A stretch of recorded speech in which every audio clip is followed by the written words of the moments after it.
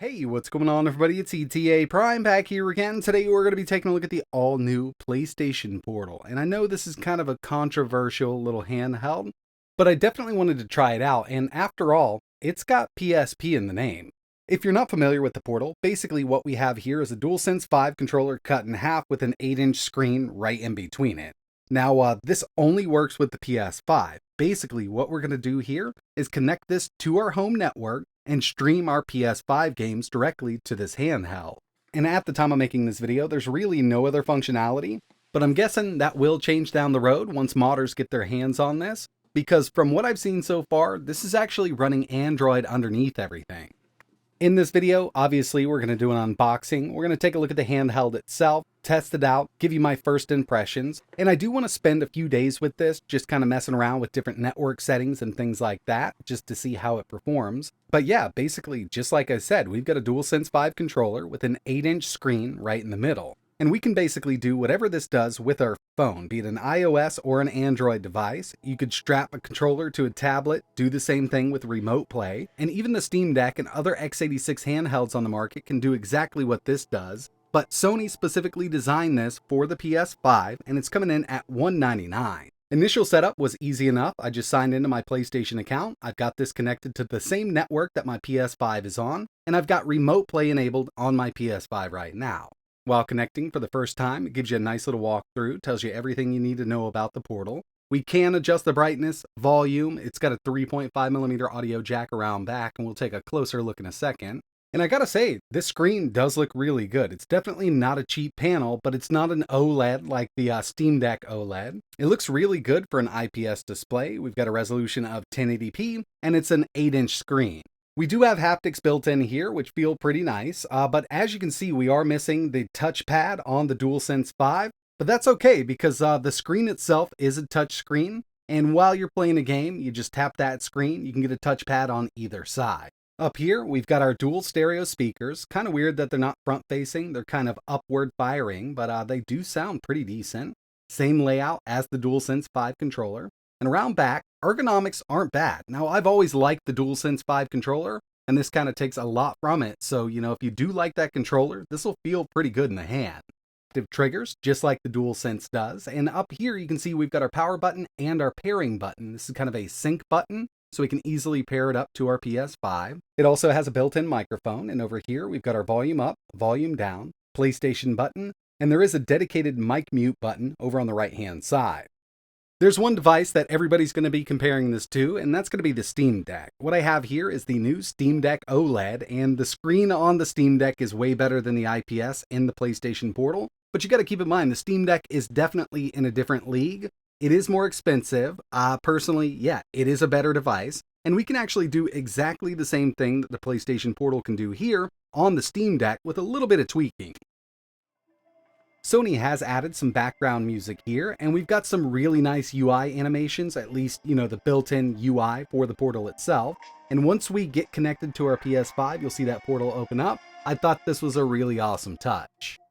But here it is, connected to my PS5 over my home network. The built-in UI over here just gives us a little bit to mess with. Brightness, we can go to airplane mode, we can disconnect from the PS5. Plus, we can go in here, adjust the controller, got an update center, and I'm sure Sony will push a lot of firmware updates to this to keep modders from really digging deep, but I'd love to get this in dev mode and just see what we could do with it. A few months ago, there was a little bit of a leak about the Portal, and somebody did get into dev mode. Supposedly, this is running Android, and if that's really the case, then yeah, as soon as more people get their hands on this, we'll see some pretty cool stuff. But first and foremost, this is meant to stream your games from your PS5. Here we have Spider-Man 2, and so far I've actually been having a really good time with the Portal. Now, again, you can do this with your phone, you can do it with the tablet, you can do it with the Steamdeck, but to have kind of a dedicated device specifically for this is pretty cool. And whenever I'm streaming from any of my consoles using any device, I always like to have my console on Ethernet. That way we've got a hardwired connection over there, and that's exactly how I have my PS5 set up. So this is plugged directly into my router, and then in turn, I'm connected to Wi-Fi with the Portal. And by the way, I do have a Wi-Fi 6 router, and I'll tell you, that's really going to help out. If you've got a decent router, you're going to have a good time with this. Now, one thing I'd actually like to test is this connected to my phone's hotspot, maybe on 5G. see if I could stream my games while I'm out and about to this. I might make a video on that if you're interested, just let me know in the comments below. But so far, it's working as intended. I haven't noticed any kind of screen tearing on this display here. No glitching going on, but there is a little bit of input latency. I mean, that's really how it's going to be when you're streaming from a different device. And that input latency is really going to depend on your router. And that's one of the big reasons I like having the PS5 or whatever device I'm streaming from connected using Ethernet. That way, I've got one hardwired, I've got one wireless connection, and we don't have to worry about both of them being wireless. That definitely does introduce a little more latency. Moving over to Astro's Playground, and like I mentioned, that touchscreen works as your touchpad, so with a game like this, you will need to access that touchpad quite often. But this game is so much fun. We've put so many hours into this, just replaying levels, finding different Easter eggs, and it's a real treat playing it on the Portal.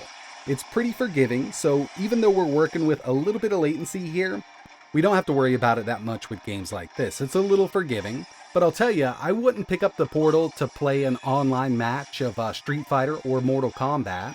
At least competitively if I'm really trying to play the game, because we do have a little bit of latency here, and that could be the end of you in a fighting game, and especially in a first-person shooter.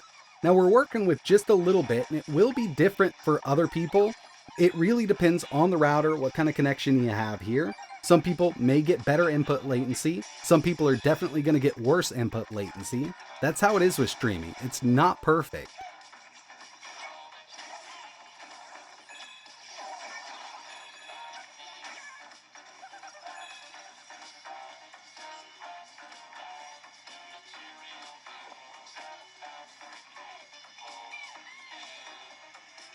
And real quick, I wanted to give you an idea about this input latency. On the big monitor, we've got the PlayStation 5 hardwired over HDMI, so we've got a really good connection there.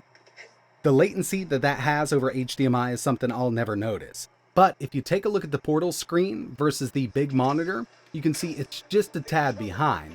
And it's much more noticeable if I slow this down.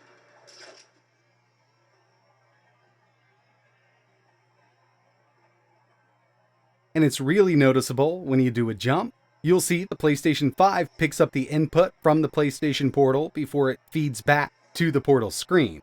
So yeah, we do have latency here, and again, it's unfortunate, but that's how it is.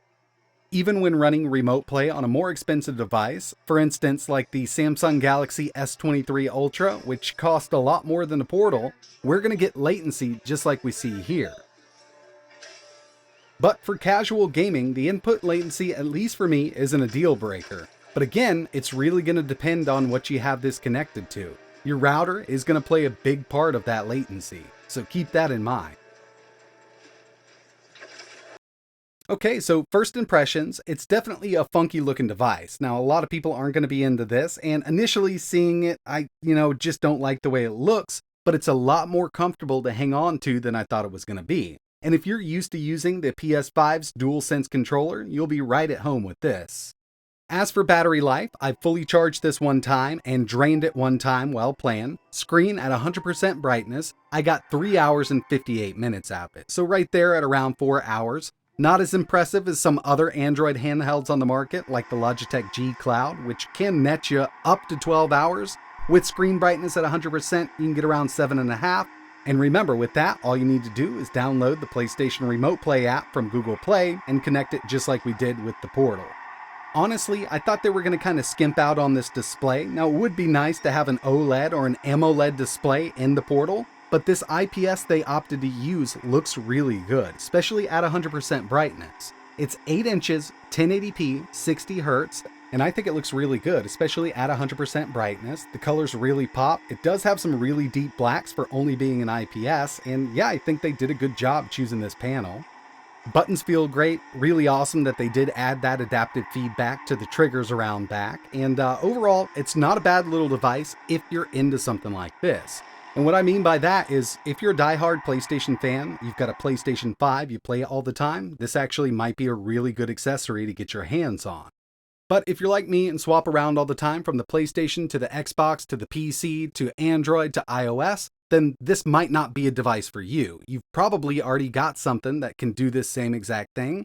And with that one device, be it the Steamdeck, an iPad, an iPhone, an Android tablet, an Android phone, you could actually stream from your Xbox, your PC, you could stream from another Android device, and even the PlayStation 5 using Remote Play.